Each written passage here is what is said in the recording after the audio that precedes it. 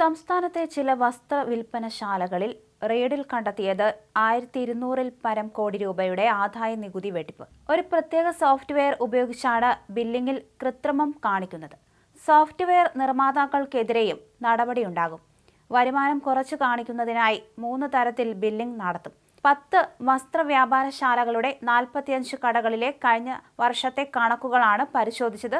പ്രത്യേക സോഫ്റ്റ്വെയർ ഉപയോഗിച്ച് ബില്ല് അടിക്കുമ്പോൾ ഉപഭോക്താവിന് നൽകുന്ന ബില്ലിന് പുറമെ 2 തരം ബില്ലുകൾ കൂടി സൃഷ്ടിക്കപ്പെടും. യഥാർത്ഥ തുകയ്ക്കുള്ള GST അടക്കമുള്ള ബില്ലാണ് ഉപഭോക്താവിന് നൽകുക.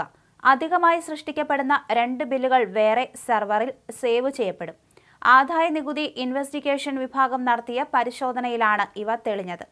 യഥാർത്ഥ ബില്ലിന്റെ 70% തുകയ്ക്കുള്ള ഒരു ബില്ലും 30% തുകയ്ക്കുള്ള മറ്റൊരു ബില്ലും അധികമായി സൃഷ്ടിക്കപ്പെടുന്നു.